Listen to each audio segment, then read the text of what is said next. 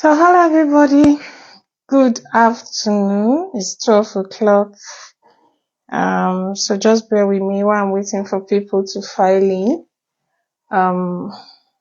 Let me do sound check and hello everybody, good on check and okay, that's going well. So I'm just going to wait for people to get in here before I continue. But thank you once again for joining. And today is that's going well.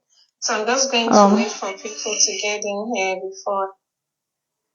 Thank you for joining and happy new week.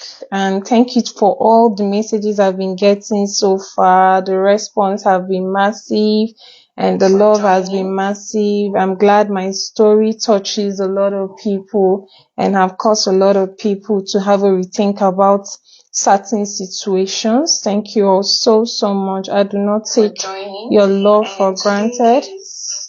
Sorry, just bear with me. I need to share this to the pages. Then we can start. Think about certain situation. Okay. Hello, Blessing Gilbert, Favor, okay, Born Clean. Hello, everybody. Just a minute. One last one, and we're done. Okay. This is it. So, free now to share this to the pages. Okay, so this is open so I can read comments. So thank you guys for joining me. This is really going to be brief.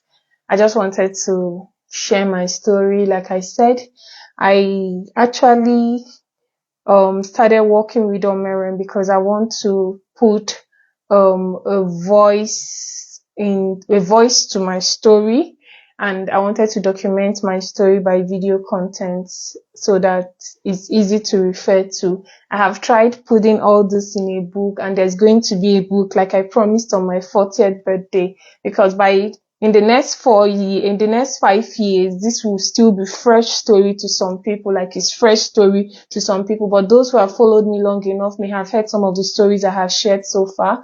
So, this is me. So I wanted to really talk about what happened with me and Chinmark. But before I go to what happened, I know a lot of people may have heard the stories. You may have heard it from Shaded View. You may know my side of the story. You may know the other side of the story. But I have to say this first, and this is in deference to everybody who lost money to that particular scheme.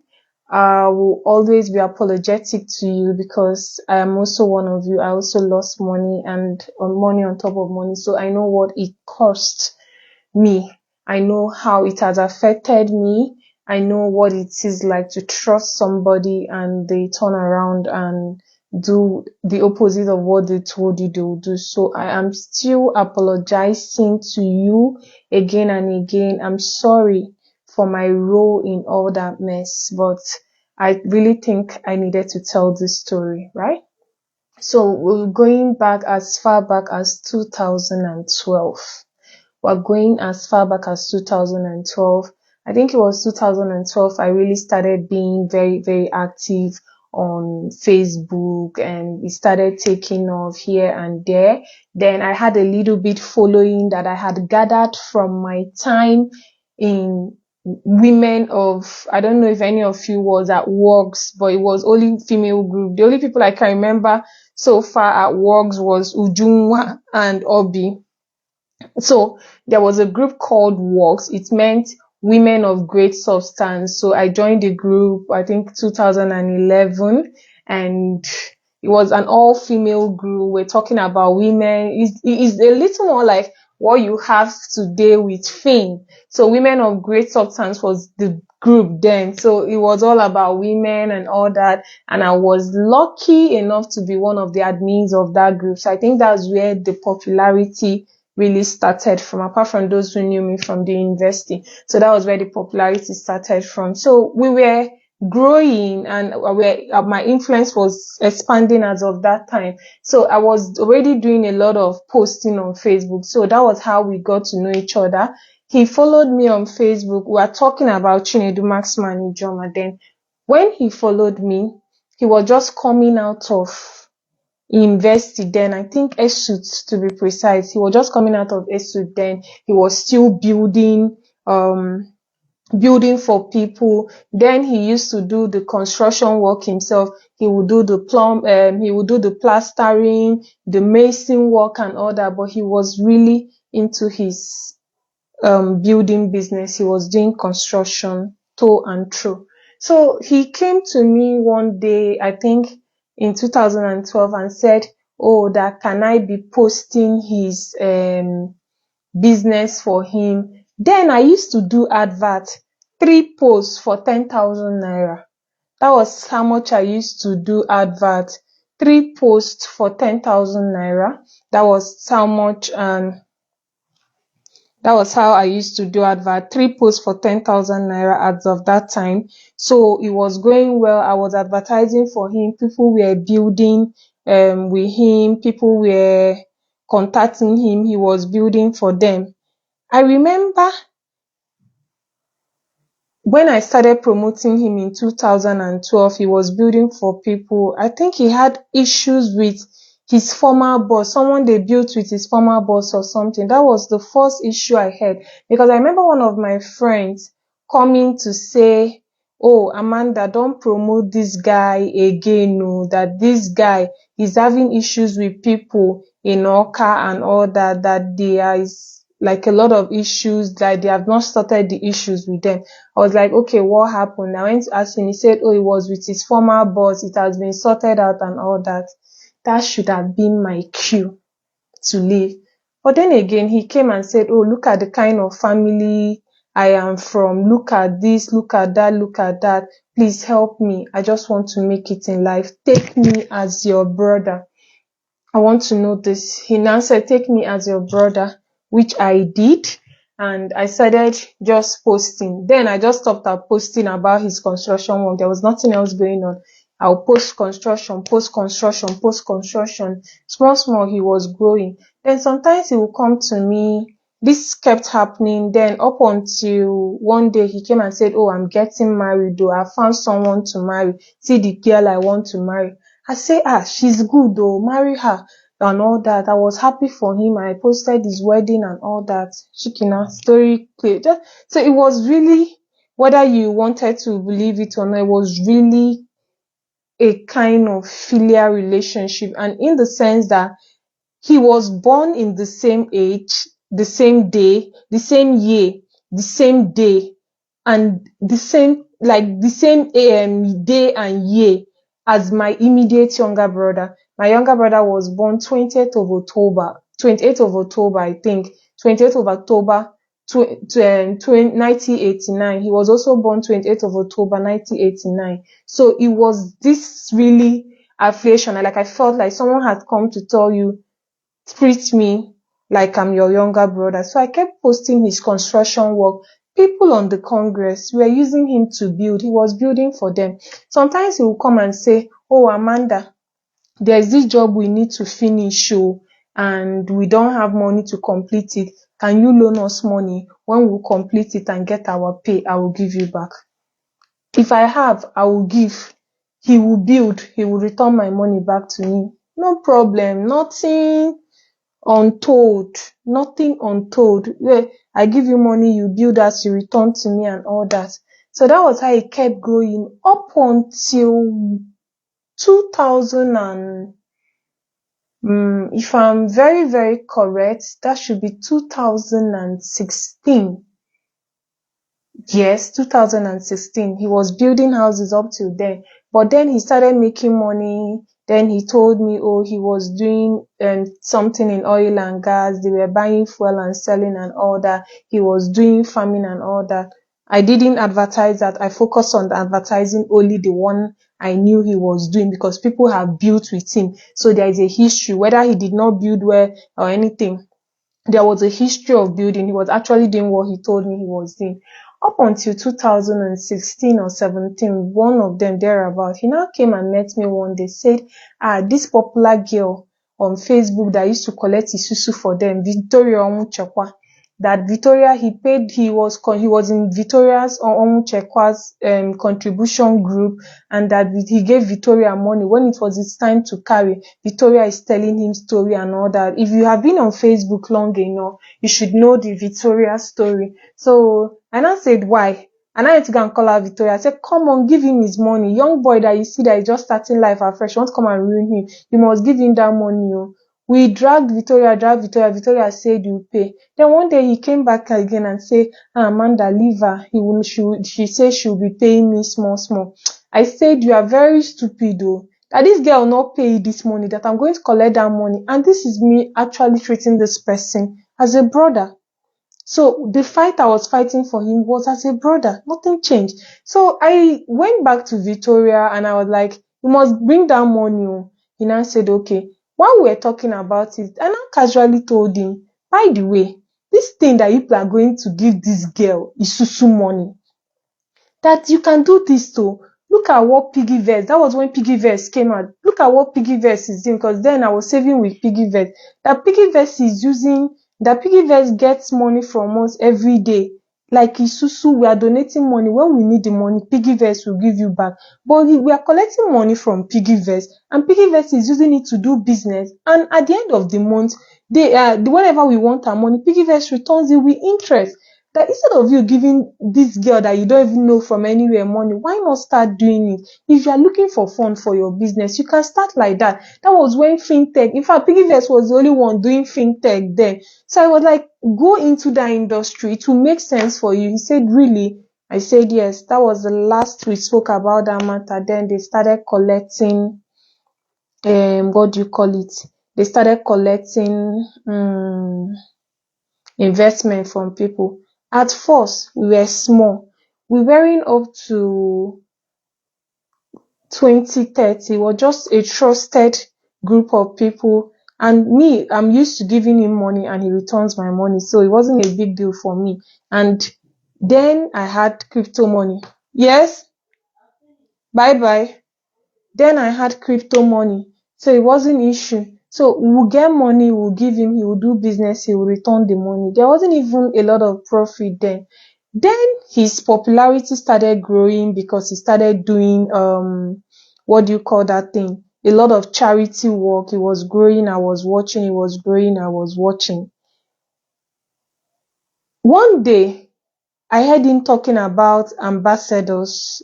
What I'm telling you now, I never deleted any of the posts on my wall because I need this. Like, I documented them so that I'll put it in my story. One day, I heard him talking about ambassadors. They will make this person ambassador. They will make this person ambassador. And I came back. Then he was trying to set up and all that. And I came back and I said, if you're going to move from Chinmark construction to other businesses, that means it is time for you to get a group of company, make this official, be professional about this. And this is coming from a professional angle. I said, be professional about what you're doing. Put the right thing in order. I now volunteered myself. I said, let me manage your social media page for a while so you will understand how this works. You can't just be talking. Then he used to write carelessly. English was an assault. Like he just, his posts were there and there and there and there and there. It wasn't organized. So I said, when you want to post something on Facebook, can you give it to me so I can edit it for you, give it the finishing touch so it is professional, then you can post. So that was what I was doing for him at the beginning.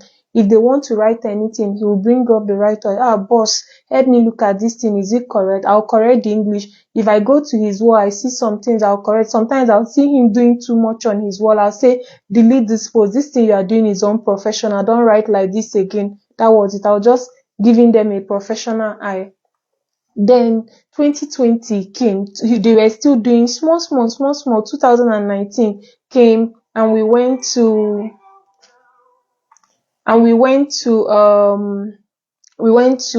sorry guys.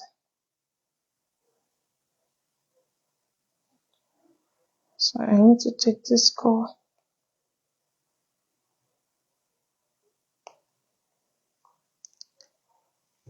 So that was what we were doing. If they write nonsense, I'll correct them. I was helping them draft, how this is what should be on your website.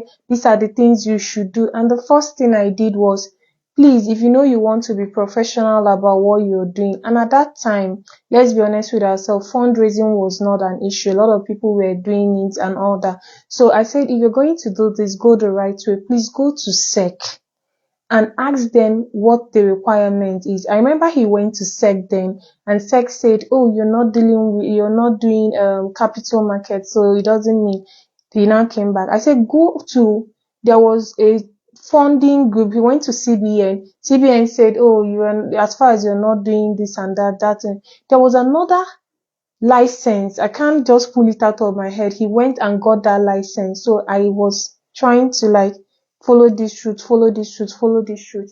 So that was what he did. He went, got that particular license, a license like that. Then we went back to SEC. SEC now told him that, oh, you need to put together 250 million naira.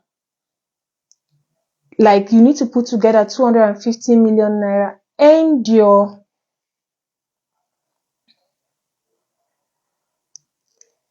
your present company and start afresh. He came and told me. I said, of course, if they say you should start afresh, you should start afresh. That was when Chinmark investment was dropped and FinAfrica started.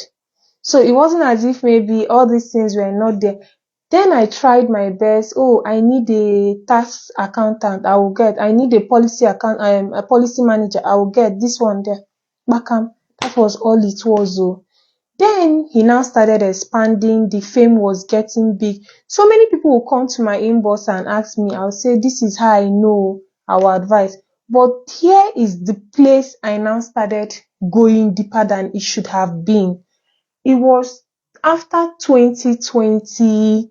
I think one day I was just there and they were writing, oh, if they made this person ambassador, they made this person, and I went there jokingly, and I say, so me that have been advertising for you, go make me ambassador. It was then that, what's this guy's name of Benignant or so? Well, I can't remember his name. The Benignant guy was still his manager then. Is it Timothy or somebody? Was still his manager. He now told the person, hey, make Amanda global ambassador. That ambassadorship did not come with any kind of fund. The only money I used to collect then was money for my advert, 10,000 naira. Website, 10,000. That was it. Nothing else was being given to me. I didn't even request for anything. When they made me global ambassador, it was just from a place of fun. But I didn't start taking them serious too. They started expanding. They got professional. They got offices and they were doing well. And why they started doing well was that during COVID, people were at home. People were dealing with loss of cash, but they were consistent. They were paying. And that was also the time I was like, these guys are still doing this thing. That means they are very serious. Every time I'll go and ask him. I remember the particular day he came to ask me, Phillips, that's his name. He came to ask me, he wants to learn cryptocurrency. I said, cryptocurrency? He said, yes. I said, okay, I can teach you, or I will direct you to my boyfriend. My boyfriend will teach you. But I hope you are not doing this with people's fund. He said, no, it's not people's fund though. I said, okay, I'll teach you and I'll guide you. I sent him link and said, this is linked to Binance. You can open, and all you need to do, if you have spare money, just convert. Do not trade with it or anything. That was the last discussion we had on cryptocurrency up until today. The first and last discussion. We didn't discuss it any further again. Then in 2020, we kept promoting. People were coming up. There was no formal agreement. The last time, one day he came and asked me, Amanda, how much will I pay you so that you will be our global ambassador and that you will not be posting any other building? Like people who are building, I cannot post construction again. I cannot post anything that he's doing that another person wants me to advertise. And I told him, I don't want money. that the reason I will not take money from you, and I wrote this on Facebook, the reason I will not take money from you is that any day it reaches there, I want to be able to talk. And I see you as my brother, so I don't need money from you. I will continue promoting you that way. I kept promoting. Then he called me. I was around since nobody called me. Sorry about that. Then in 2020, he now wanted to reward his what do you call them, his best promoters. Meanwhile, all this thing was happening. Nobody had ever called me one day to say, oh, Amanda, this is how much the company is making. Oh, that thank you. It is because of you. I'll just say, oh, thank you, Amanda. That's maybe in a promotion what they do. Where be say people go to bring small 500,000 naira and all that. I did not know it was that serious. So I will not lie. I did not know it was that serious. So he now said, okay, he's giving his best influencers a trip to Dubai. Then, trip to Dubai was just 500,000 because it was either you take 500,000 naira or you go to the trip to Dubai. Then you can go to Dubai with just 500,000 naira. Ticket was not more than 200,000 naira. Hotel was very cheap. There was only breakfast. There was nothing else. There was nothing special. So it wasn't a big deal. I could afford to go to Dubai on my own. So when others wanted to take their own trip, some people took money equivalent, said they didn't want to go to Dubai, that they needed the money to solve an issue. Me, I did not have money problem. I had long reach money. I had crypto money. I was doing exceedingly well. So I said, okay, give me the Dubai trip. Let me go. The reason I went to Dubai was that was also the time they started Chinmark restaurant in Dubai. So I wanted to also go and see if what I was being told was the reality on ground. I remember I went to Dubai. It wasn't as if I stayed in anywhere fantastic. It was the basic, but forever and ever, I'll be grateful for that trip because I went to that trip at a time when I was terribly sick. I didn't know what was wrong with me. I was so stressed out. So I needed a break. And I now remember that he was owing me a trip. And I said, okay, I'm ready to go. He paid for my trip from Nigeria to Ghana, from Ghana to Dubai. I no go come deny say that one no happen. I no be that kind of person. He paid. I took care of other things. He paid for that trip. The 5 days I was in Dubai, I used it. I went to see his wife and his child. I came back again. I went to the restaurant. I made sure I went to the restaurant in Marina and I went to the restaurant at Diera. I wanted to see, and I was going with a friend. The friend will bear me witness up to today. The first time I went to the restaurant in Marina, I asked him, are you the owner of this place? He said, yes, he bought it out from the owner of the place. So in my mind, I was like, all right, good asset. So it's good. But I was not impressed because every time I go to the restaurant, it's never full. So I was now comparing what I had seen from what we see on social media that he posted. Like, say, okay, the restaurant made 320 million and all that and all that. I kept quiet. I sure was promoting the restaurant, but something in me convinced me that I have seen the restaurant. That means there is a restaurant that was existing. How it was generating the money it pays us for every month or whatever, I did not know. And since that time, I told you, I always invested in Chinmark. I always kept money in Chinmark. When my money expires, I renew it again. I use it for something, I renew it again, but I always had money and I was using it as my passive income. All the bulk of the money I was making from Long Reach, it was either I was putting it in my building or I was giving it to Chinmark to hold. So I was always investing. I kept quiet. I went to the Diera. I saw restaurants and I saw that they were doing delivery. So there was business in Diera. There was business in Marina. The only place I did not go to was their main office in Dubai. I did not have the time to go there. And everywhere I had gone, I made sure I took pictures, I took videos. So you see that I went there, I saw it. And it was in that faith, in that truth, in that transparency that I felt strong enough to keep promoting. Then came the frenzy of all that, okay, something happened while I was in Dubai too. There was a guy I hired to work for him.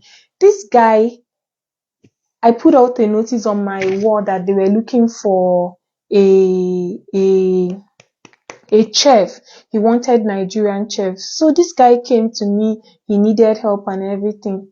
I made sure they took him for that job. He was the one I recommended. And he took that guy because I recommended him. I made sure they took that guy on that journey. I made sure that that guy was provided with everything, enough money to leave his family behind and go on that journey. He went on that journey and he became a problem. It was one problem or the other. And every time they have issues with the guy will call, he will call me and say, now you bring this boy, you, now you bring this boy, you. So I had to always make sure. Unfortunately for him, while I was in Dubai, that was when the whole issue escalated. Remember, it was at that time that there was COVID and the restriction on COVID was mad, like seriously mad.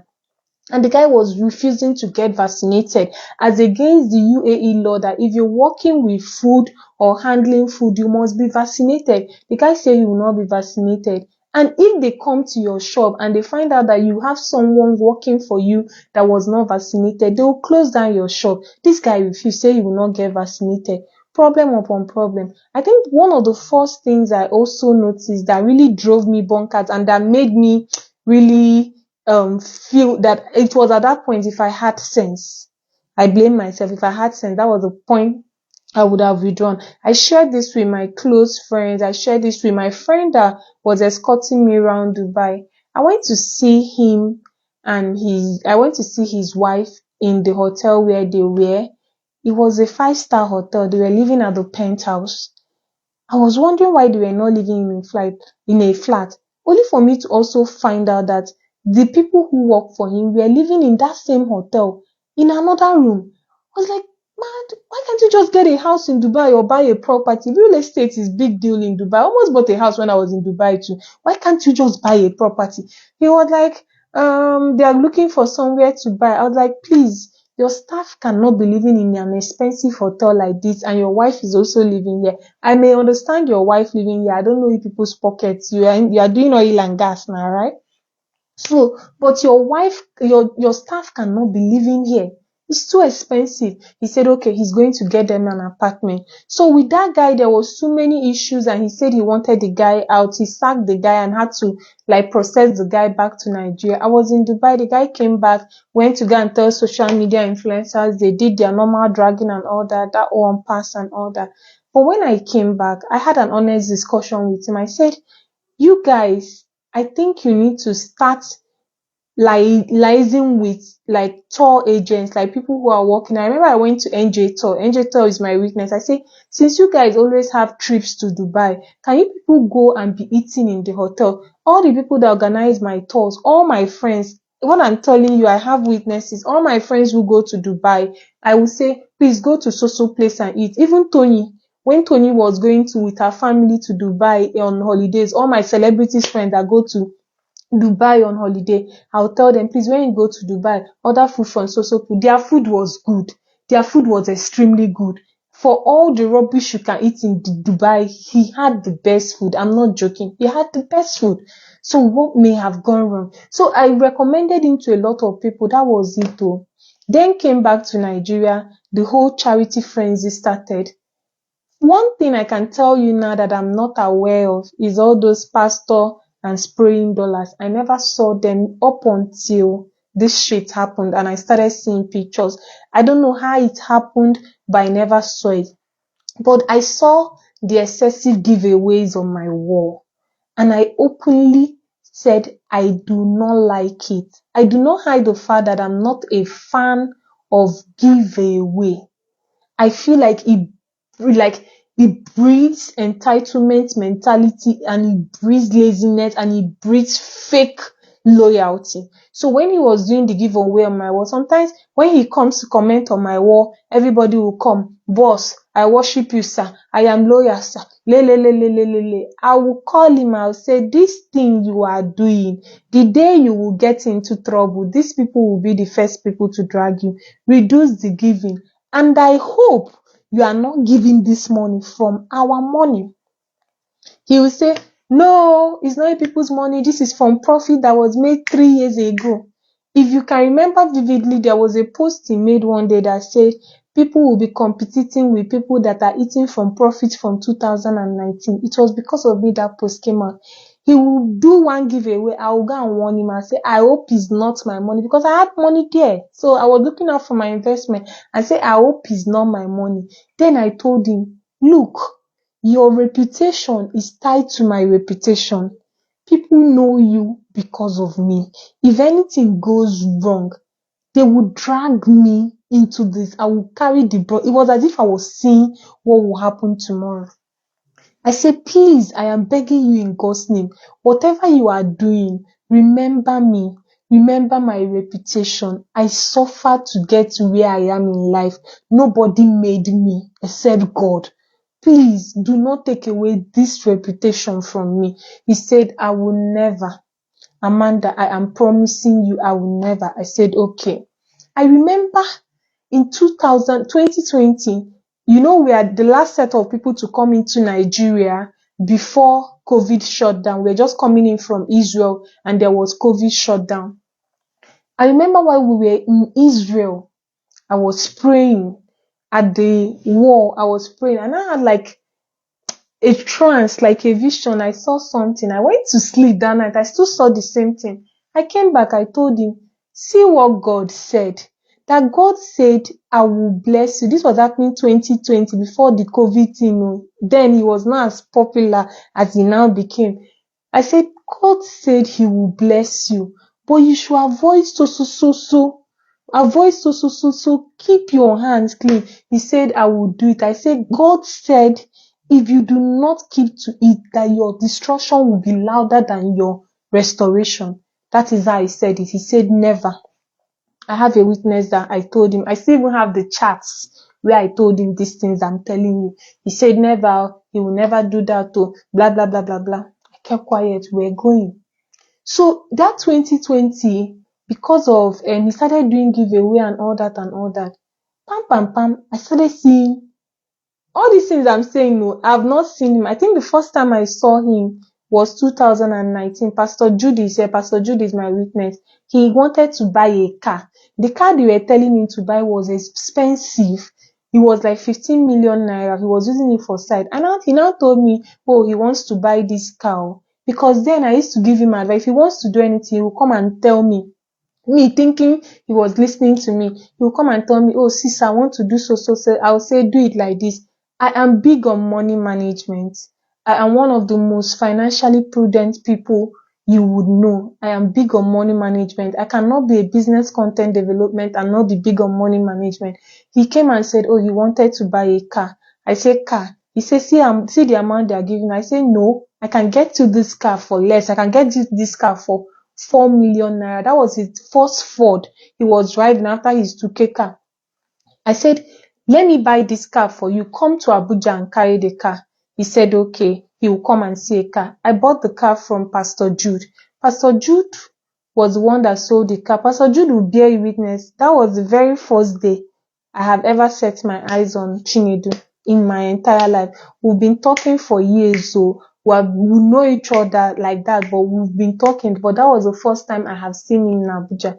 I drove to where we were selling the car. He saw the car. He was telling Pastor Jude and his twin brother that this is the first time he's seen this girl. They were shocked. Pastor Jude was like, this girl that helps you like this is the first time you have seen her. That the way she talks about you, that I thought she was your blood sister. He said, no, that this is the very first time he's seen me in his life. They were all shocked. I said, that's how I am. If I like you, I like you. If I want to help you, I want to help you. I don't know how to do anything half measure. I will do it with all my heart. So he bought the car, he went. So that 2020, let me not divert. I now started, like, people were now chatting me saying, Amanda, this guy, the way he's going, the giveaway is too much and all that. Anytime somebody comes to my inbox and say, this giveaway is too much, I hope our money is safe, I go screenshot and like that, carry and go in inbox, say, see what people are saying. I hope our money is safe. You say, never, Amanda. I'm spending money from my oil and gas. I will never touch anybody's money. Then the the investment thing now started on Facebook. It now grew tails. Everybody was doing investments. At that time, you just hear, oh, this person bought her ambassadors, her friends, Benz. This person bought car for Warri Pikin. This one. I went back to him. I said, are you seeing these cars, these things that people are doing for their influencers? Don't try it, though, because the money you are with does not belong to you. It is people's money. Let me not hear one day that you bought any influencer car or you paid any influencer unnecessary amount. If you want to pay influencers, tell me. I am an influencer. I will tell you how much the person is worth. He said, okay, no problem. I will never buy car. In his own words, I can read it out. He said, Amanda, I am not stupid. I would never use people's money that have been entrusted to me carelessly. I said, let it better remain so.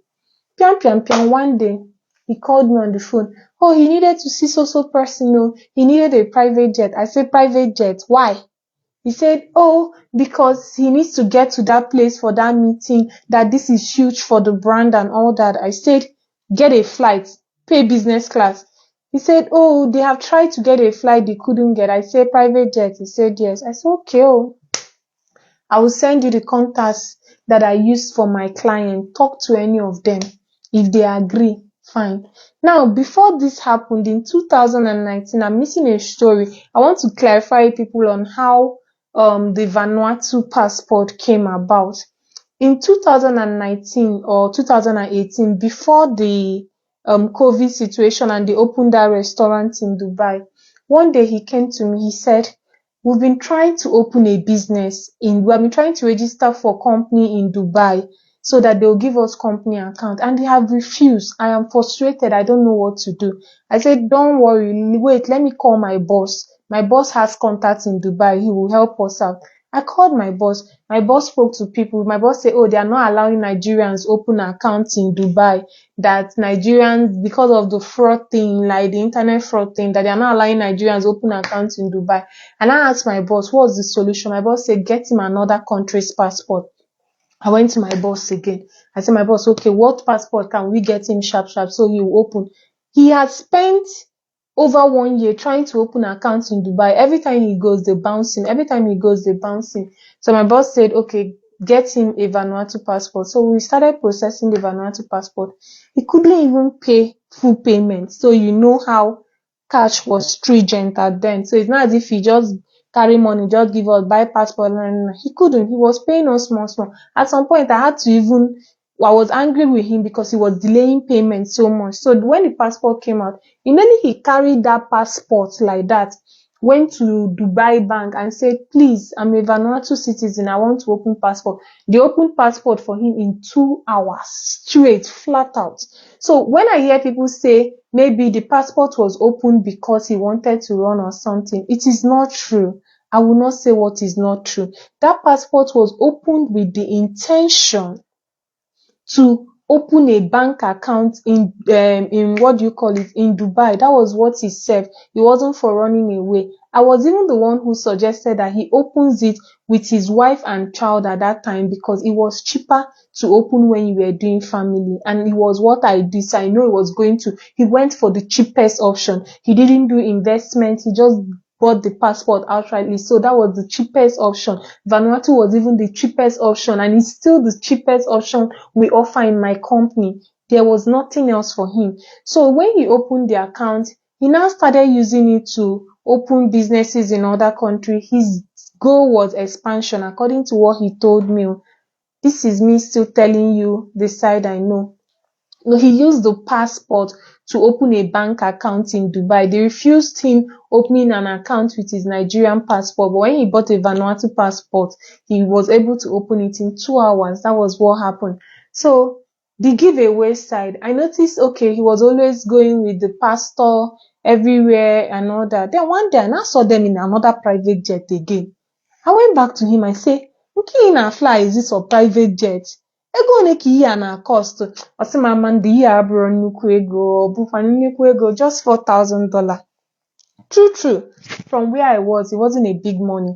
$4,000. I say, I hope it's not our money. He said, no, it's not possible. It's just once. I needed to do it. I kept quiet. I didn't say anything. I said, but I'm telling you,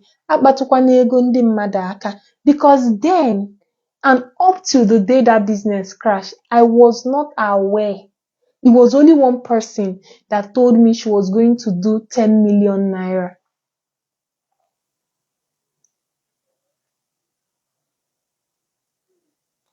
It was only one person that told me he was going to do 10 million naira.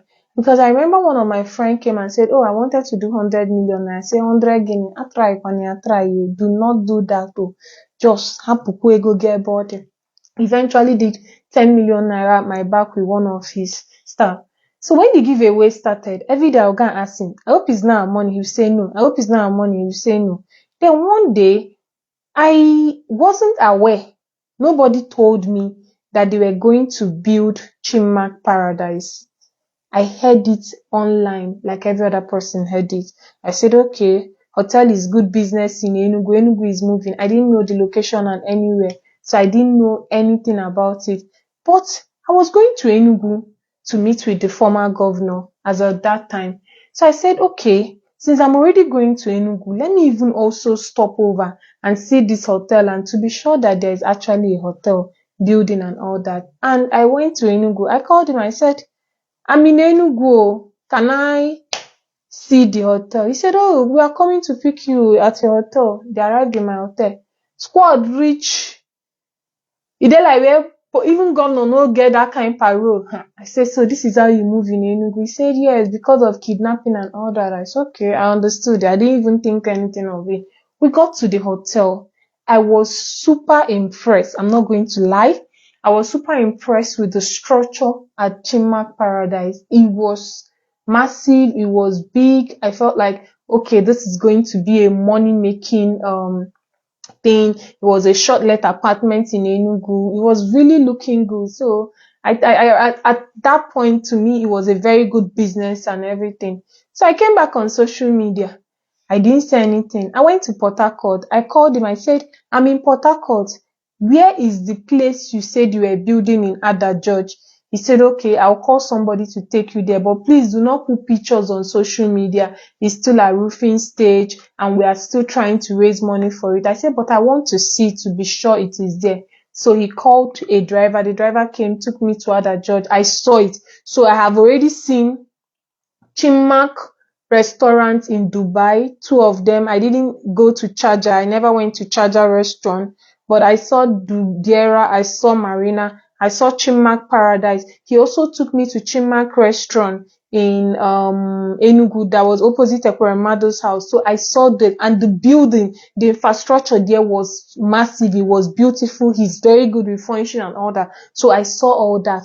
I saw the supermart, the mall that was coming up in Ada George in Port Harcourt. So that means I have seen 5 assets that were worth it to me. And I remember him telling me that during COVID, if you guys can remember, if you have been following me for long, you remember, there was a day he said, oh, if you have lands for sale to sustain yourself, please tell me, I will buy. So I knew he had bought a lot of landed property. There was a lot of landed property and all that. So I was like, in case anything, we can sell all those things and collect our money.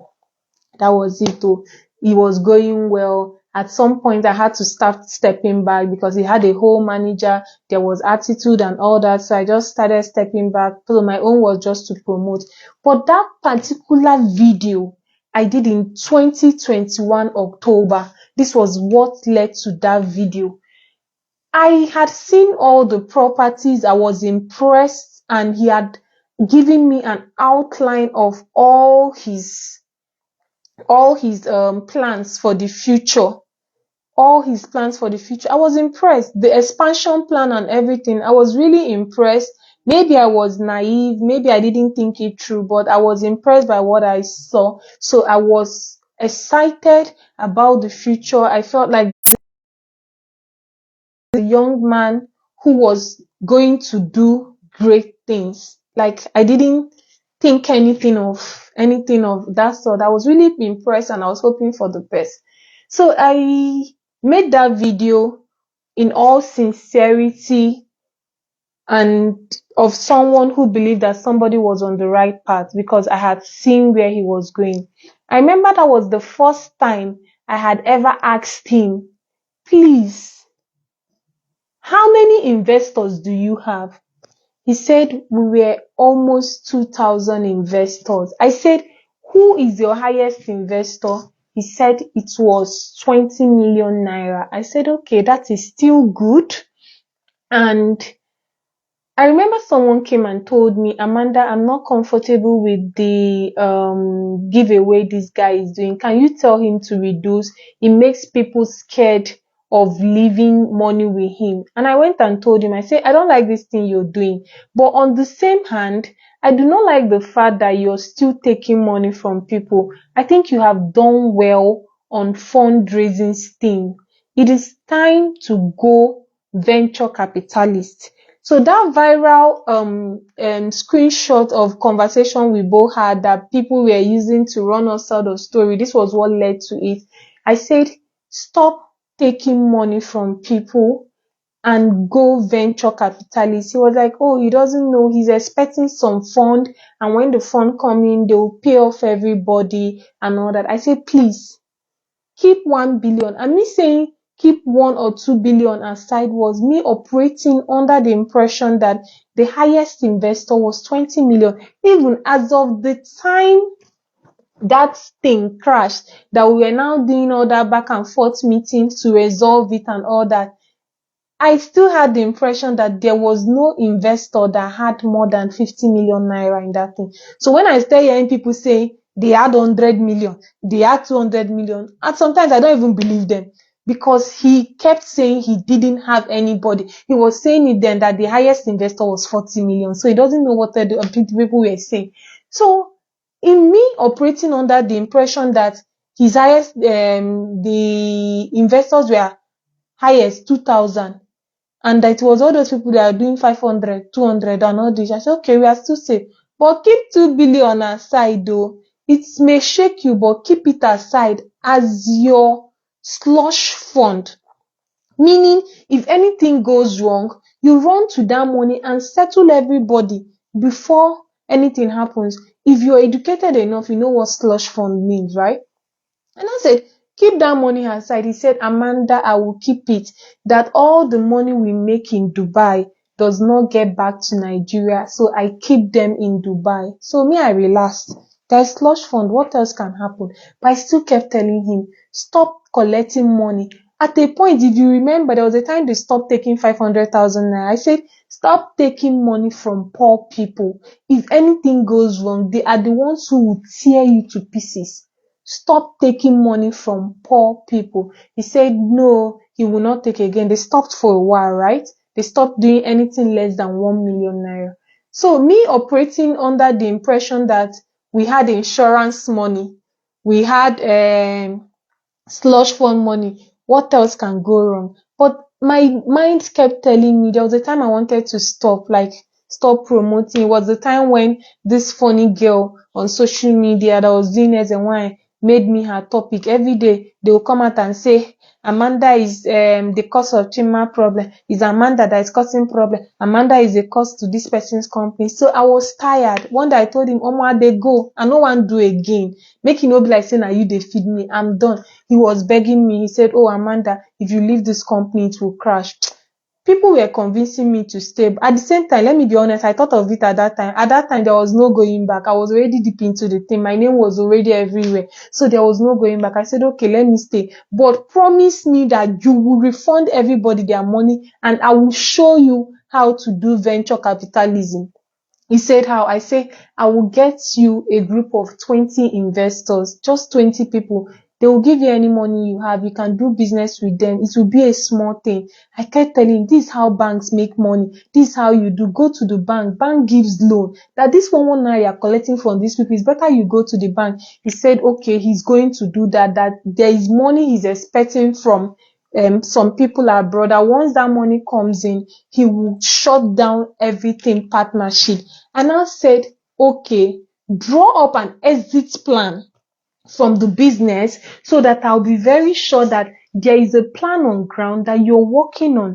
He said, okay, that I should draw the exit plan for him. I said, okay, I'll draw it. And I said, you have from now till August 2022. Remember, this was 2021. You have from now till August 2022 to end everything partnership. And this is the only way to end it. Stop taking new investments.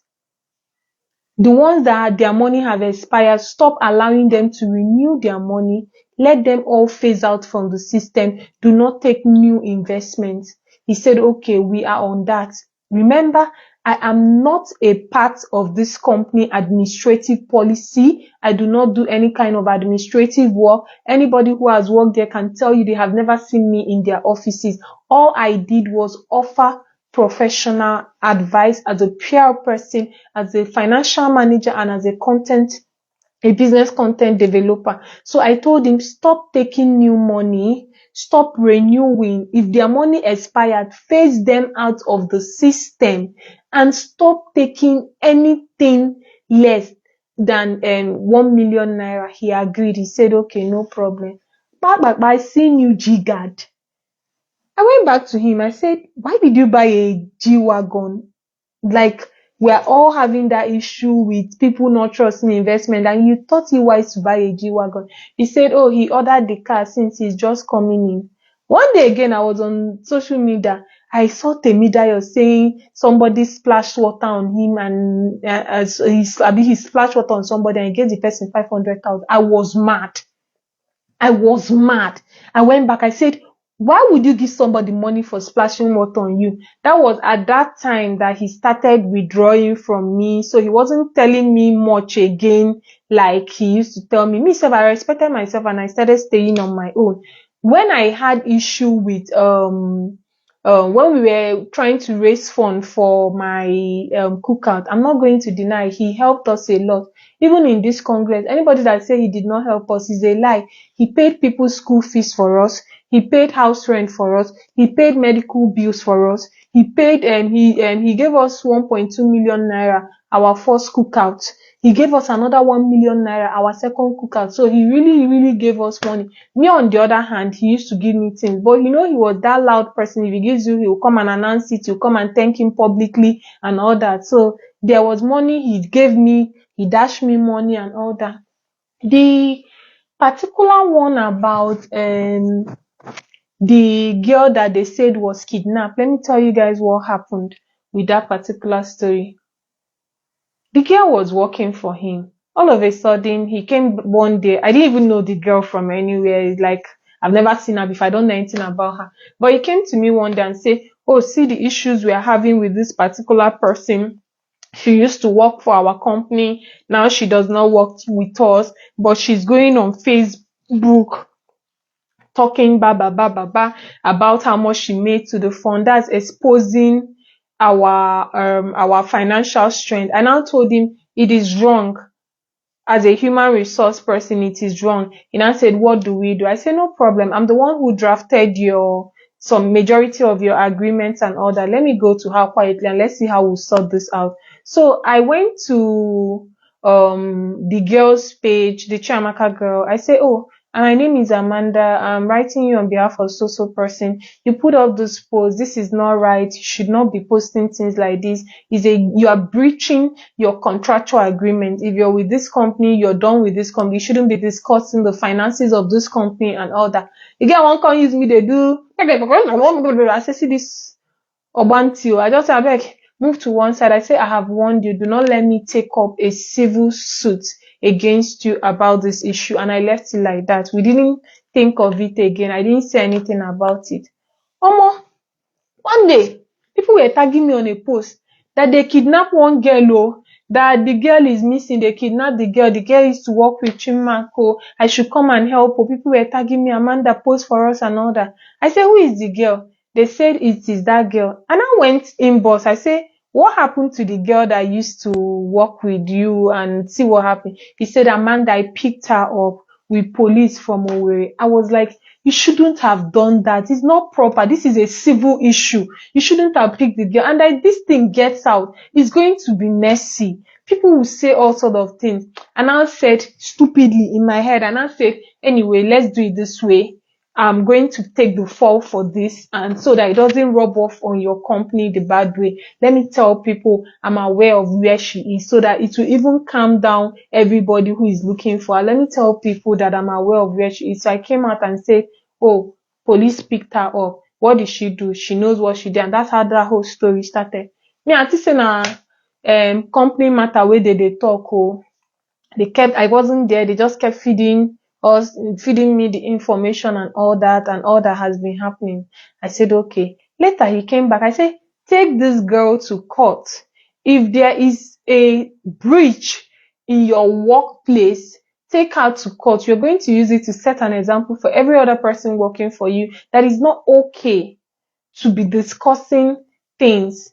It is not okay to be discussing company matters when they no longer work with the company. He said, okay, I will take her to court. Then one day, he now came back and said, Mandy, I was sleeping and the Spirit of God told me that I should leave the issue, let the girl go. I said, what? Leave issue? After all this dragging and all this rubbish they are talking on Facebook, after all the fall I took, that take this girl to court, let the court set her free, let this thing be official, let her sign a document to this affair. He said, no, let's just let it go. I said, okay. It was not until the whole issue busted that I now knew that they were dating and they were using me to do boyfriend and girlfriend. I did not know in fact, I did not hear. The first day I heard it in my house, my sister told me, I was just like this. If I knew, me, my own is simple. I know they put my for man and woman matter. You know, concern me now in wife business, but for the fact that you knew the truth, you lied to me and you watched me take a fall for something I did not know anything about, was one of the things I would never forgive him for. So that one finished. Coming into December, my brother was sick and all that. So the night my brother passed, it's not even my sister. The night my brother passed, I didn't have anybody in Enugu. My mother was sitting in front of the mortuary. My mother refused to move. My mother was sitting in front of the mortuary. My mother was saying, oh, she wants to take her son back with her that night. I couldn't allow my mom carry her dead child and start going back to Anambra that night. I called him. I said, please, I need someone to go and help me. My brother was already shaking. So I said, I need somebody to help me go to the hospital and bring out my mother so that by tomorrow, my dad will be in Enugu and take them back. And my father wanted to leave Anambra that night and start coming to Enugu. It was risky for me. I would not be talking about one and another one will enter. My father on the road, my mother sitting in front of the morgue. So I now say, please, I'm begging you, can you take my mother somewhere, put her in a hotel for me, calm her, sedate her, let her sleep. Then by the time my father gets there in the morning, my father can take both of them and take the corpse back to Anambra. He said, okay, and he moved. And for that one thing he did for me, I will never forget. I'm not an ungrateful person. I will never forget. He left his place that night and went down to UNTH and took my mother from there. And my mother refused to follow anybody. But when my mother saw him, because he was someone he knew, my mother now followed him. My mother went to the hotel. They put up my mother. The next day, I said, please, I don't want them to touch my brother or anything. I want them to take him back and bury him that day. So please, can you help me organize coffin and ambulance? Let them start taking him home. He said, okay, he will help me. I said, okay, how much will I send? He said, don't worry, Amanda, you are like my sister. I'm doing it for you and my sister. I'll take care of it. I thanked him. He helped me organize coffin, organize ambulance to take my brother home. That was it. For that one, I am grateful and I thanked him for that. My family is grateful for what he did for us that night, because I don't know what would have happened if my mother had done what she wanted to do and with her state of mind, or my father had said, oh, he needs to come and pick his wife immediately and all that. So he helped me that night. I was grateful.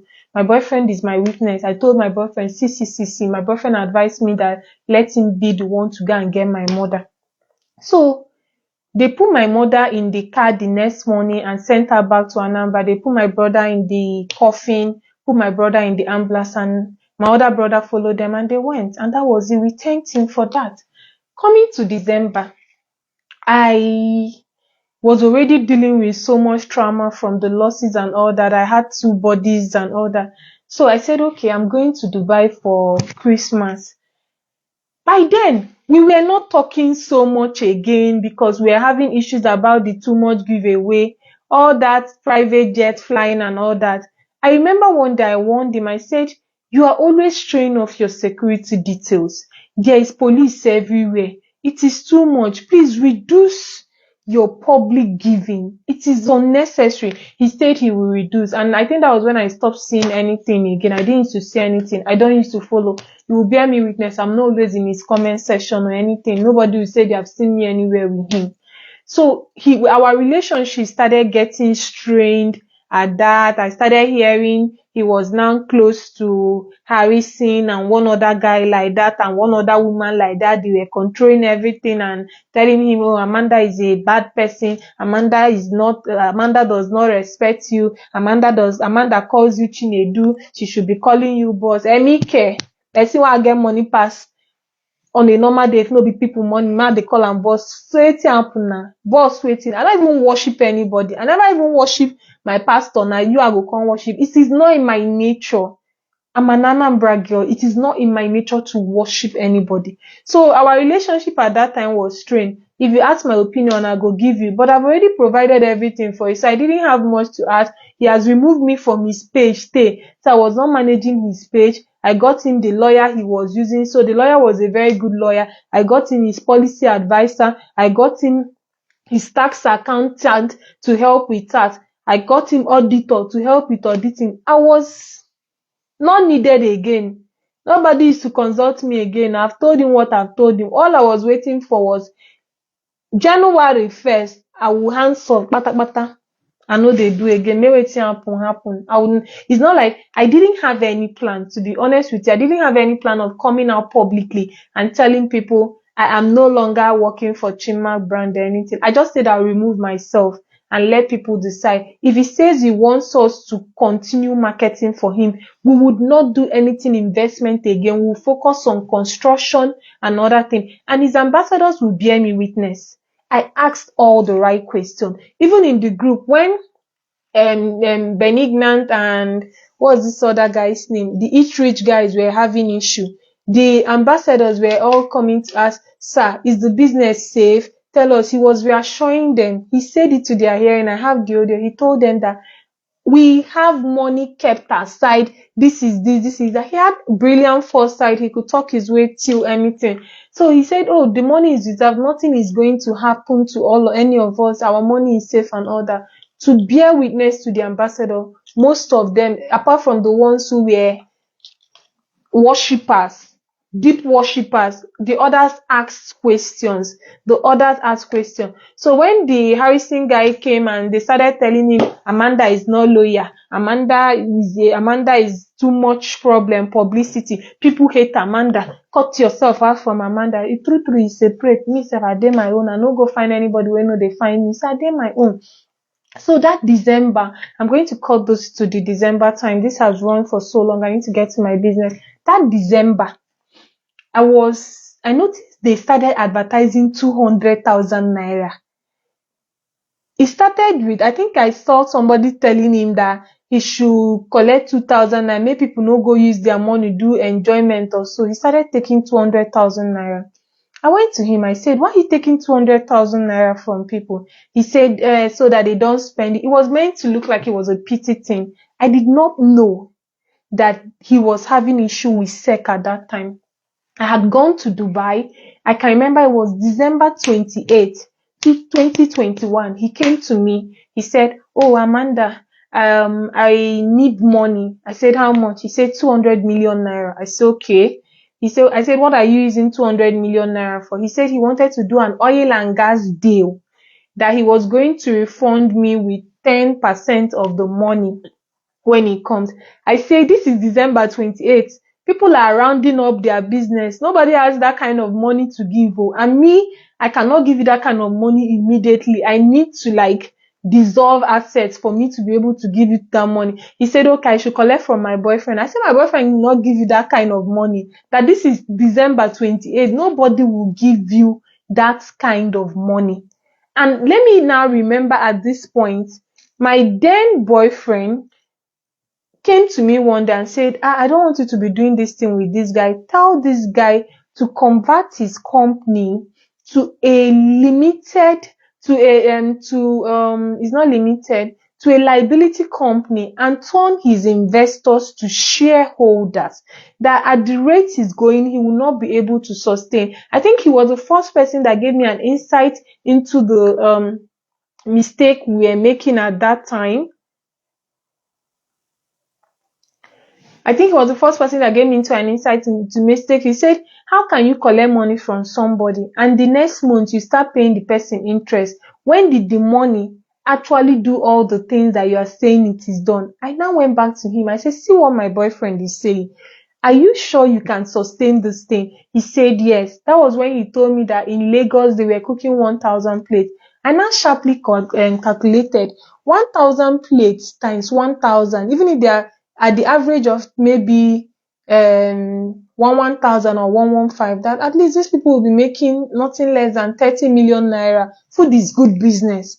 So I was calculating it based on how much I've also made cooking. So I was like, these people will be making roughly 30 million every month. And there are 2,000 investors now, and there's no big money person there. He can sort it out. It's not a big issue. This is what I thought. So this is the honest truth. I thought, okay, there's no big issue. With the publicity they were doing and all that this was how it was. I said, okay. And I told him, see what my boyfriend is saying, that he said you should convert these people to investors, let them be shareholders and you'll be paying them. And I really think he's a brilliant idea. He said no, that he wants to pay everybody off. He didn't want to own the company with anybody. He didn't want shareholders, that he's working on money coming in. And when that money comes in, he will pay them off. I said, okay. So moving on forward to that December 28th, somebody sent me a message from SEC saying, Amanda, CEO, your bros date problem, say, see release where SEC do on top of this guy head, tell him to go to SEC and sort this out. The next thing, before I could even, because of the time difference in Nigeria and Dubai, before you guys could wake up and I could place a call on him, I now saw the SEC thing online. People were already carrying it and all that. And I went to him. I said, is there any issue? He said, no, there is no issue. He's sorting on it and he sent his lawyers to it. I said, okay, if you need my help, tell me. Let me arrange it. He said, no, nothing. I said, all right. That was when he now told me, he needed 200 million, a bit 250 million naira. That he wanted to do an oil and gas deal, that when the money mature, he will give me 10% of it, that he was going to give me the Port Harcourt Mall as collateral. For me, it's good business. But I told him, you already know I have burials coming up to do. I cannot, and even if I want to mail this money for you, it's going to take me a long time to put the money together. And this is end of the year. Nobody has this money lying around. That people are already making plans to shut down for the year. He said, okay, no problem. He will source it somehow.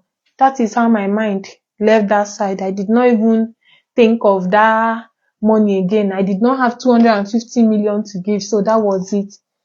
It was not until I came back to Nigeria, I think it was first week of January, I said, if you are doing investment, and this warning I sent is something I do every year. I said, if you are doing investment, you people will cry premium tears on some of the investments you are doing. But already, I had that dream, December 30th, where I saw myself on chain.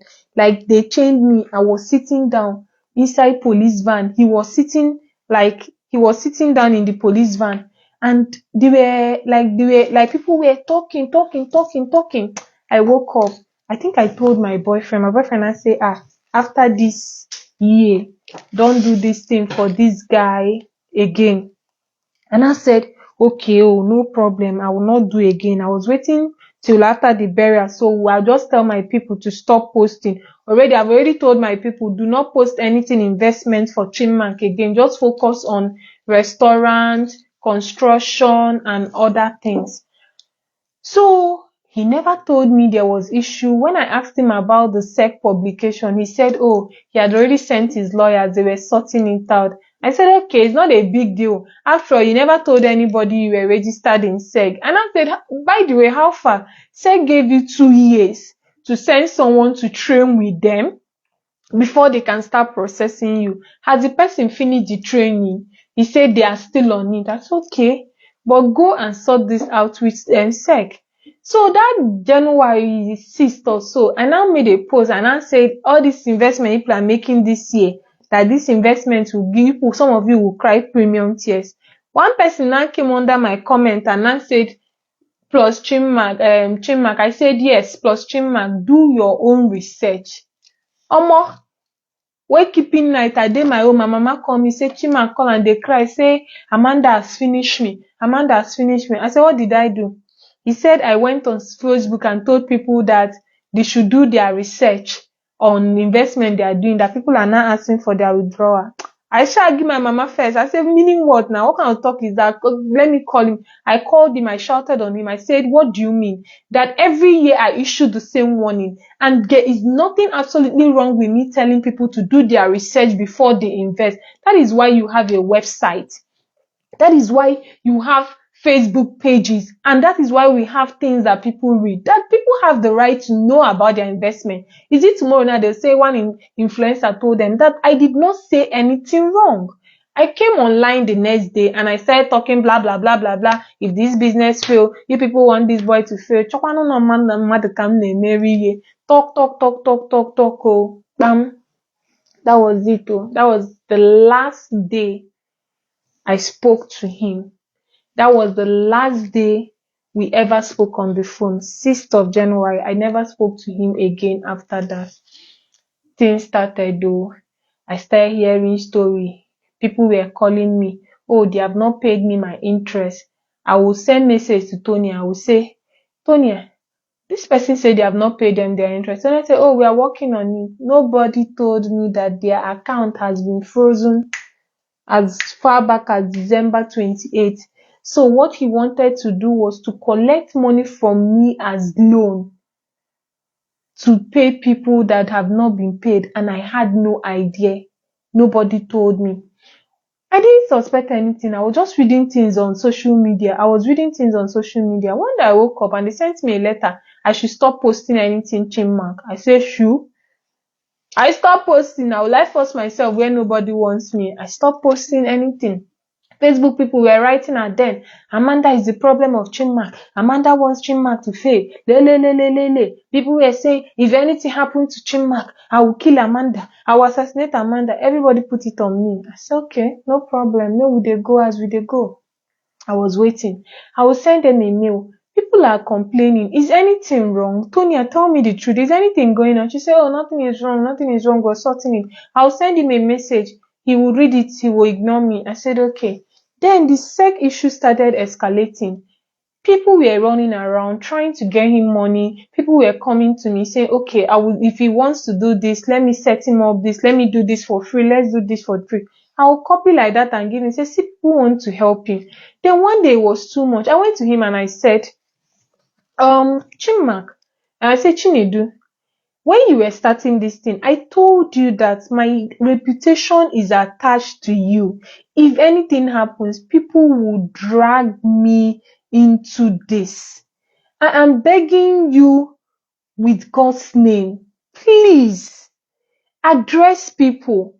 People are calling you. That the best thing you can do at this time is be honest. These people like you. Tell them the truth. Tell people as it stands. This is how it is. This is how it is. Let people know the truth. That truth will save you. He didn't answer me. He ignored my message. People were calling me. Oh, we want to set up a meeting with him and SEC. Oh, tell him to go and meet SEC. He refused. Next thing I heard that they have sued SEC. That was the last time I spoke to him. Up until people started threatening to kill me, and I went to him again. I said, please, I am going online and I'm seeing people saying that I am the brain behind the company. I know where the money is. You paid me this, blah, blah, blah, blah, blah. Please, I am begging you. Can you put out an official notice to tell people that I was just an influencer? I don't know anything about this. Please, it will save me. This boy ignored me. My lawyers wrote to him. My lawyers wrote to him and said, please, can you clarify that our client was not involved? Because let's be honest with ourselves. If when I was being dragged, newspapers were writing and all that, this boy came out for one single day and said, please, you guys, leave Amanda alone. She doesn't know anything about this. She was just an influencer. People for no drag me, which like that, when you were now dragging me, it would look like it was malicious intent. There was no true reason to it. But throughout all the dragging, all the name calling, all the assumption, all the I slept with him, all that ba ba ba ba ba, this guy, his wife, all of them, nobody came out once to say Amanda is innocent. She does not know anything. She was just an influencer. They were dragging me. They were dragging me. They were dragging me. I didn't say anything. When the issue now escalated and busted after he didn't keep to his terms of payment after that March 18, and I made that public release. So we now set up a reconciliation group to go and do, because that was when we now all found out that there was a clause in the agreement that before you go to court, there has to be a season of what do they call it? Lawyers? I can't remember that word now. What is it called? Reconciliation or arbitration. There has to be a season of arbitration, and we had to sit down with the management of the company to sort this shit out and all that. So when I saw it, my lawyers looked at it and saw it and said, oh, you guys, if you go to court without a copy of your arbitration, they're going to throw you out. So set up arbitration. So I got a lawyer who was an investor, who was also an arbitrator, and I said, okay, let's put a team together. Let's go and talk to these guys, because I am very sure that there are assets on ground. We can sort this out. So I sent them to them. That was when I knew I was dealing with my enemy. Already, people had already come to start telling me stories. Amanda, this boy, see what he's saying about you. See what he told people about you. That was when I heard he told people I was nothing without him. He was the one sponsoring my life. He was the one, he's the one who made me. Talk. I can't wonder. When I met this boy, I already have a building. I don't build 2 houses. How did this boy make me? When this boy was saving my name, he says my name with Amanda Bitcoin, meaning I had Bitcoin money now. So where did he make me? I didn't understand the things he told people, the things I heard. Oh my God. Our people used to say that it's not everything that is seen on the top of the tree by the palm wine tapper that the palm wine tapper talks about, but the things I heard about me that he told people totally broke my heart. This was someone I worked for his progress with all my heart. And this was what I was getting in return. So the first day I sent people to do the arbitration process, he kept telling them, Amanda will not do this. Instead of Amanda to do, I turned out to be public enemy. I was taking hit from social media people. Social media people were saying, is Amanda is guilty and this. And this guy was busy telling people that go for arbitration that Amanda is the cause of his problem. Amanda told people to do your own research. Amanda did this. Amanda is jealous of him. Amanda wants his company. I did not understand where all this was coming from. Everybody was putting everything on me. I was confused. I kept quiet. We were going. My lawyers had already written to all the necessary agency about this issue and all that, and I was going from one place to the other. I'm just going to round this up and all that. And he kept saying, oh, when he's done with Amanda is a demon. Amanda is this. Amanda is this. One other group like that, they were in the group, they're saying Amanda is the reason why Chinmark crashed, that they will kill Amanda. They will assassinate. How do we get her? How do we kill her? Blah, blah, blah, blah. And that story just kept progressing. I was going through all that phase. Some days they'll say, oh, Amanda, report to DSS Enugu. Amanda, report to EFCC. Amanda, report to Lagos. Amanda, report to Abuja. I was going around like that. I was going around. I was losing weight. I was suffering. I was considering killing myself. Nobody was saving me. Everybody was saying the worst out of me. It was like the worst moment in my life. I have not even gotten the opportunity to mourn the fact that I buried 2 people in 1 month. Now I have to deal with all this again. This guy did not for one day come to my defense. Him on his head say, Amanda will never, he told the people that instead of him to give them their money, as far as Amanda is involved, he will not give them their money. At the point, I was now wondering, is this how much this guy hated me? What is causing the hate? What did I even do to him to garner this hate? The only thing I did to him was that I came out and said enough is enough, pay people their money. But I'm not loyal to you. I don't work for you. I'm not your servant. I didn't even sign any agreement with you. I didn't sign any ambassador. The ambassadors may not have gone out to talk so much about it because they signed a contract and some of them were hoping that there will be green light after that. Or some of them may have done something that he has on them. I don't know what they did. But me on my own side, nobody had anything on him. A married man. The money I have is my own. So you didn't have anything on me and I was not loyal to you in any way. So my mouth, I must talk. And that's what I told him. I say, I will save myself first. If you want to fall to the ground, but I will stick to the truth. These people trusted you because of me. It was at that time that I started hearing that there were 4,000 investors. There were people that invested 40 million. This. Nobody came to tell me. Only one woman came to tell me, oh, Amanda, I invested 50 million with Chinmark. I said, when your money expire, collect it back. Do not invest any further. When your money expire, collect it back. Another man that came to say he wanted to invest 100 million, I refused. Another friend that said he wanted to invest again, I refused. Apart from that, the 40 million, 1 billion now, nobody told me shit. All these people that are running their mouth, they told Amanda, there are not up to 10 people that told me. I did not eat anybody's money. I did not collect. I was just hearing. Now, all that kept happening down to when I got arrested. Yeah, I was arrested. If you still do not understand what happened there. Yeah, I was arrested. I went to Singapore. From Singapore, I went to Maldives. I didn't go on that trip because I had excess money to spend. And that's why I decided to fly to country and spend over $10,000. I didn't go on that trip. I came back. People kept saying, oh, she went to spend our money. Oh, she went to carry our money and say all sorts of rubbish. The truth is that I ran away for my life. I was being threatened. I was being threatened with assassination, and this one was not just ordinary threat. I dreamt of the assassination. I heard a name.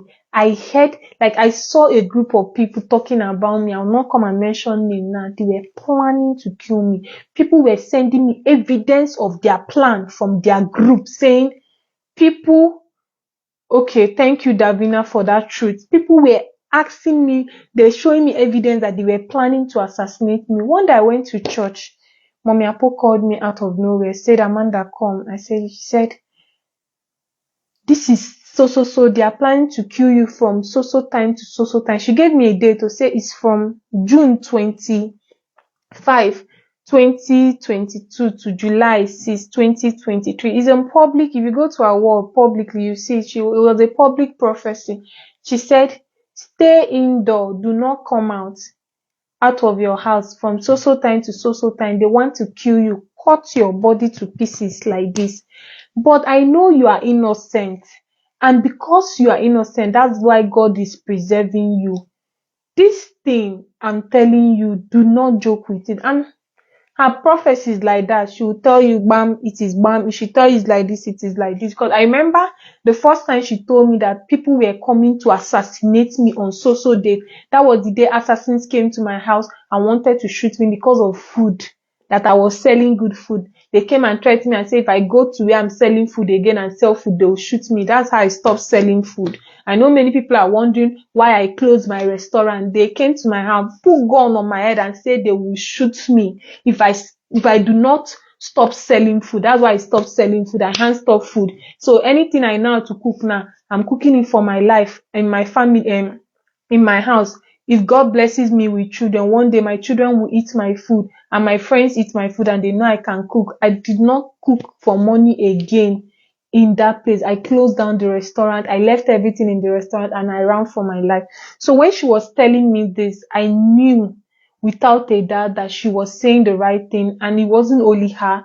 Pastor Miracle was saying the same thing. So many people, visions were coming all over the place. I calculated all the money I had. I brought out money, gave my tour manager. I said, please get me on a journey out of Nigeria. Make sure I leave Nigeria so date and make sure I'm back to Nigeria so date. And that was why I left Nigeria. I didn't leave because I had too much money for enjoyment. My business was suffering. We were losing business. People were taking back the money they had given with us. It was only my clients in PR that said, Amanda, I even offered them at that time. I said, please, I'm having some crisis and I'm trying to manage the situation. Please, in case this will affect your business, please, you can leave for now and come back later. Or if you refuse to come back because of the damage to the reputation, I respect your will. All my clients said, we are not going anywhere. We trust you. We have given you money and nothing has happened to our money, so we are not going anywhere. We'll walk this path with you. New business, people will come. Oh, Chinmark, the character assassination on Facebook was back to back. I felt it was over for me. The person who saved me was this man that I was dating. He was the one who saved my life. There were days I would wake up and say, I want to die. Then I'll remember my mother just lost a child. For her to lose another child again. Then I'll remember that there are children that are going to school because I paid their school fees. Then I remember there was the children in the orphanage that didn't know any other person except me. It was too much. I was going through hell. It was too terrible for me. So that trip to Singapore and Maldives, normally I would do one country.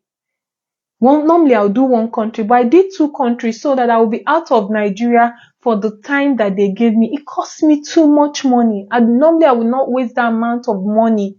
I would not spend more than 12 million on a trip, but I did it to preserve my life. I was trying to save my life. It came from a place of lack, but it preserved my life. So when I go back to Nigeria and people started talking, oh, she went to enjoy money, she doesn't care and all this, I was just laughing at them. They didn't know what I was going through, only for me to get back to the country. And before this, I used to go to Interpol to liaise with them on the case. How do we get this guy and all this? Only for me to get back. One day I was in my house. Okay, I was going to leave for Lebanon on a Friday.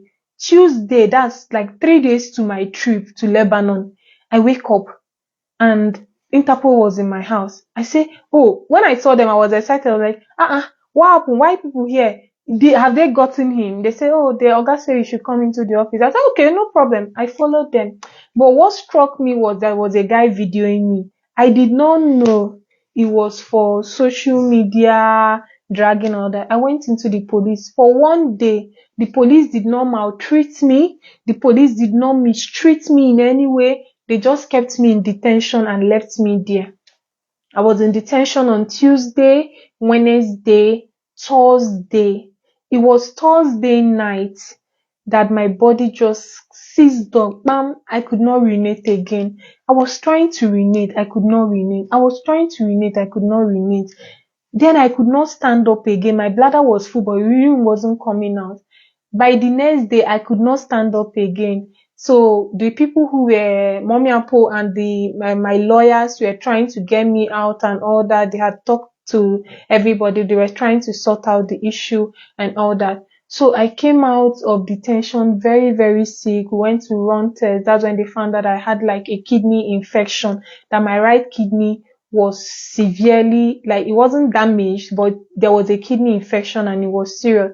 So they started treating me for that one, kidney infection, on top of money that I did not see. And what broke my heart was that when all this was happening, it was from social media that I was now hearing story. The women, I did not know. Because if for anything, if I knew about the women, now that one said for blow my mind, I would never in any way tolerate any kind of sexual predation on any woman. I would not tolerate any kind of abuse on anybody. It was on social media I heard about the women, the lands, the houses, the cars, all that. I didn't know any of that. It was on social media I heard about building pastors' church, and I did not know any of that. So I'm answering Bege for what I don't know. As much as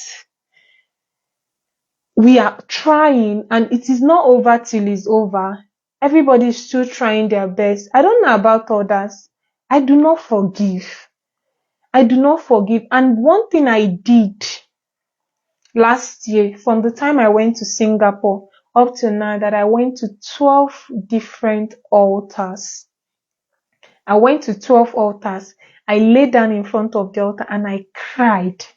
I told God, I'm innocent. I did not eat. I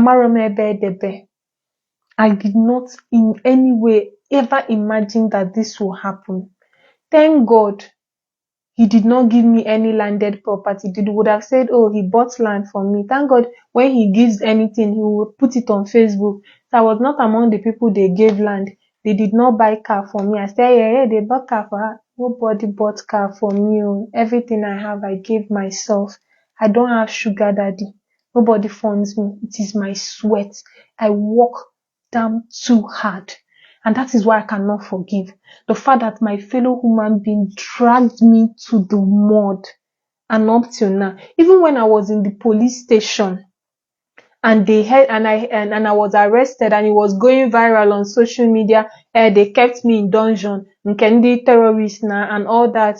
I was expecting that, okay, maybe this person is a human being. This person will come out and speak for me and say, oh, this girl is innocent. Okay, even if you don't want to speak, you could have sent your lawyers to write to the police and say, this girl is innocent. Oh, please leave her alone. This one, they watched me while I was in prison languishing. That was when this boy knew he would go to Instagram and be doing fly posts on to say what I was going through was giving him joy. I cannot forgive. I've gone far. I cannot forgive. There's no going back from this. I went to 12 different altars of the Catholic Church in and out of Nigeria. I lay down on those altars and I told God, unless you are not God, unless nobody created me and I came from nothing, justice I will get one day. It may not be fast because of human machination. You think, oh, you ran away and all that. But one day, you will come to this place and you use your mouth and tell the world the truth. I thank God for how far it is. And I thank God that we're still pushing and hoping that one day there will be justice to this and people will be able to recover their funds, because it doesn't make sense that people will lose their money because they trusted somebody. They trusted me. Whether they told me they were going to invest or they didn't tell me, they saw it on my wall. So I'm not going to deny that responsibility that they didn't see it on my wall. But at the same time, I hope that people remember that you can only know so much. Everything that should have been checked, I checked. Everything that should have been asked, I asked. In any way a human being would ask another human being for honesty, I asked. I checked. How else will you know a business is doing well? You say you have so in so place. I go there and I see that thing. You say the people's money are safe. I believe you. Am I supposed to go to his bank and be checking all that? There are things you do not do to people. And now I'm done with this story. And the lesson here is that trust can get you killed. If my partner had not heard me on the phone talking to this guy some days, he would have believed the worst of me like everybody was suggesting. But he has heard me asking questions. I have sent voicemails, like I've sent him voicemail and see where I'm asking him questions. I'm not a reckless person. I know how many times people have dragged me, say, Amanda, do giveaway. I will not do any giveaway because I know I did like this to have 1 naira. So I asked the right question. I believe this person. The highest trust anybody can give you is to call you their brother, is to call you their sister. So I felt like I was dealing with somebody who had conscience. And another thing that deceived me was that whole church thing. Oh, okay. Maybe the vision I used to see don't used to be clear because I used to fornicate. Maybe I'm not seeing well. Oh. But is pastor not supposed to see well? All the pastors, are they not supposed to see well? All the investors giving him doctorate, are they not supposed to see well? All the people on Facebook seeing vision, are they not supposed to see well? Is it me that was committing fornication? In case what I was seeing was not straight, is it me that was supposed to see well? Manage the resources you have. I did it. Find you the right people to run your company. I did it. Anytime I hear anything, I come to you and say, see what people are complaining about. Do this. Reduce this giving. Don't do this. Don't do this. Do this. I'm not going to ever deny the fact that he gave me money from time to time. Or maybe during Easter, he'll say, Amanda, I'm giving you and your fans 500,000 share, and I will share it. Amanda, on my birthday, they gave me 500,000 naira. What is 500,000 naira that you cannot give me? Okay, me that was everybody is saying, oh, it's Amanda that made him popular. It's Amanda. Let's calculate.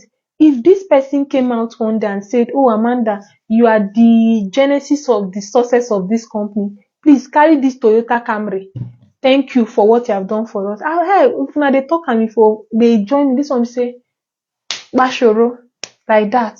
I will not deny the fact that he had come through for me financially. There are times somebody will be sick in the Congress and I'll try my best to raise funds. I don't know where I will get it.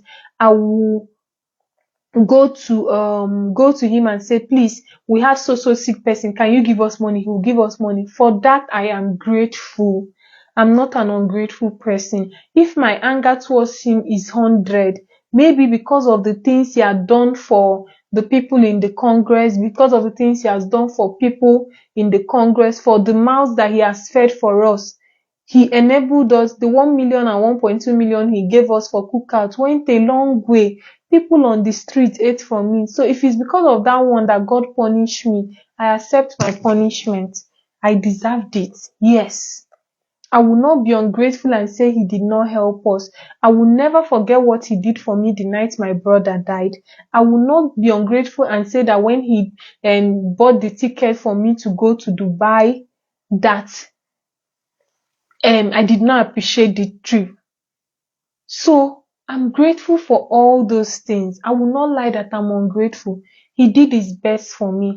But whatever he did for me cannot compensate for what he did to me. Every time I go around social media, somebody who on a very good day should never even talk to me. Like, where? Will come and say, oh, you a scam. Did I take money from you? Since last year, up until now, very soon it will be 1 year, they froze my account.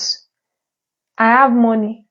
I cannot access it. They froze my account. And the reason why I've not gone to court, contrary to what everybody is saying, that I want the people who ordered for my account to be frozen to satisfy themselves.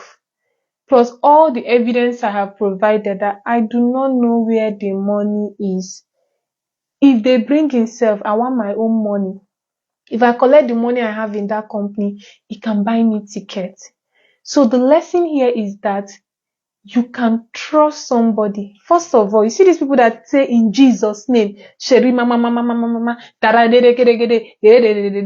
will be praying, they will be crying, they will be doing as if they used to see God every minute. I don't believe them again. In fact, if you come near me now and say, I am brother, I am evangelist, I will never, ever, ever, ever talk to you. You could say, oh, I overdid it. Yes, that is the truth. I actually overdid it. I didn't have any reason to vouch for him. But remember, this is the first time in my life this kind of thing is happening to me. I have not gone to vouch for anybody and they did it to me. It was a series of events. Immediately that thing happened, it now started happening that everybody I trusted and spoke up for disappointed me and I lost money from all that. But I needed that lesson that happened to me to happen. It might look like it wasn't supposed to happen or anything, but I needed that lesson in my life.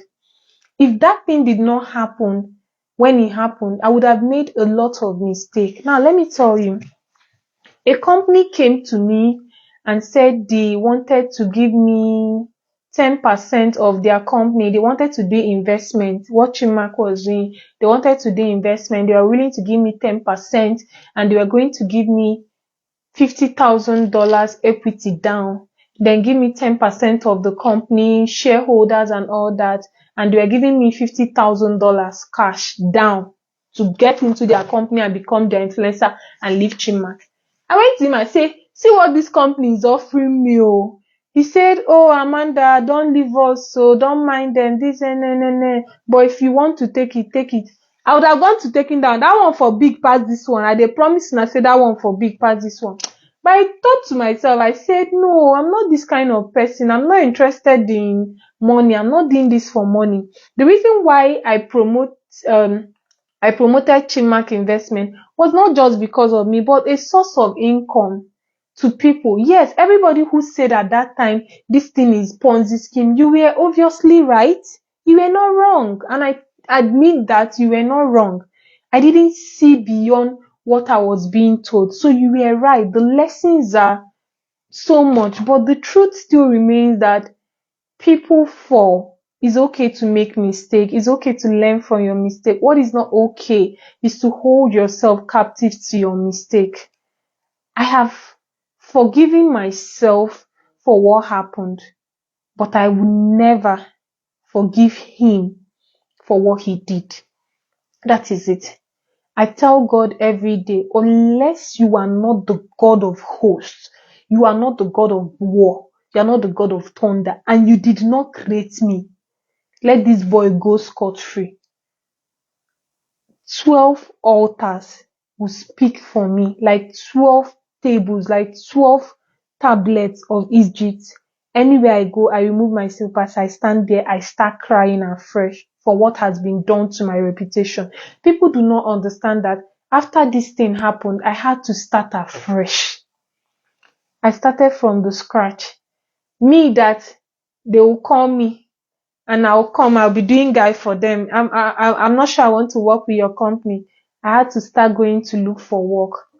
Some places I will go to look for work and they will say, oh, we cannot hire you because of reputation problem. I know how much my company has lost. That thing nearly crippled me. I know how much we have lost. They say, oh, we cannot work with you. My people say you have reputation problem, blah, blah, blah, blah, blah. And I saw that one go. I started my life afresh. Because I was not getting work, I started eating deep into my savings, something that should have seen me through for another 10, 15 years. I started eating it just to maintain on the level I was because of one person's wickedness. I think I've spoken enough. If you want to learn, learn. If you don't want to learn, learn. But what I can tell is that thing that they wrote in the Bible, that no man can be trusted, it is true. Do not trust anybody. No matter how saintly they act, if they like, let them be your pastor. As you see me like this now, if it's my pastor that like, let them, anyway, I know could get pastor self, only one person. Even if it's that committed, I will not vouch for anybody again. Neither will I take fall for anybody. Nkonye mete, na jikwali isi ebute. Ine emekwa jili isi gị bute. I, Amanda, will not fall for anybody. Companies will come. I want you to do that thing you did for Chinmark for our company. I say, I am not doing a game. Amanda will pay you $10,000. I am not doing again. Even when I'm influencing now, if you notice, I do it small. I needed that lesson. I needed to be taught that important lesson. I needed to be humbled. I think at some point I was thinking I was too much. I was infallible. I could not go down. Things were too good. Even though sometimes when things get too good, I get scared. Things were too damn good. God needed to remind me that He was God and that He owned me and that nobody will ever take the glory in my life. I'm starting my life afresh. It is not even over. That story is far from over. I know that justice will still come. But I pray to God I'm alive to see justice come.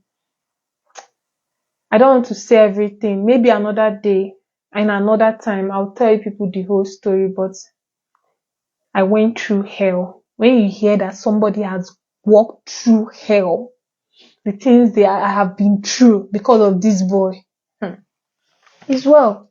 See you guys when I see you. Okay, tomorrow somebody said I should talk about relationship or not marriage. I'm not married. Relationship or my travels. So tomorrow we'll do that. For today, thank you guys for joining me. The live video stayed at 436 till I finished. Thank you guys so much. And thank you for your kind words. Thank you for the criticism and all that. But I'm happy I got this story out of me, because when I wanted to put this story, my partner was concerned about me, my parents were concerned, my friends were concerned. Amanda, do you want to talk about it? But I said I needed to get it out because it's something that has blocked my heart. I was becoming wicked. You know what they call wicked? Sometimes people will come to me and say they want something. I'll say no, I cannot help you. And I don't feel remorse about it. I used to be that woman that even if I don't have, I'll look for a way to help you. But my heart has been hardened to the worst place you can think. I'm a hardened woman now. I think that's what happens to you when you go to prison or detention or whatever it's called. But I've been hardened. I have learned my lessons, and I pray to God I never make the same mistakes I did again. I vouched too hard for somebody. Not that I regret vouching for somebody, because no matter how we want to paint it, no matter how we want to talk about it, if you are the one, you would want somebody to speak out for you. It is somebody that needs to tell somebody to believe you, to sponsor you, to trust you. Imagine you had a business and nobody had ever come out to say, oh, this business, do business with these people, it will work. I did what a good person would do for a friend. I never lied about anything. I spoke based on what I know. But what I did not know, because I'm not omniscient, I do not see tomorrow from today. Even if I see, I don't see what will happen to me. Is that the good I have done for somebody will be used against me so viciously. And sometimes what hurts me in this is not because people dragged me or people said all sort of things. I was accused of this. My accounts were frozen. I was returned back to square one, or that I have to start all over again. What hurts me is that the person that had put me in this place never for one day spoke up for me, and they left me out to dry. At some point, I started feeling like, since this boy set me up from the beginning, he set me up to take the fall in this thing. Because it's well. Thank God, Sha. Learn your lessons. Every time you want to trust somebody, please remember what I said today. It will kill you. Especially Nigerian youth. Have a good day. Thank you all for joining me today, and have a blessed week. Bye.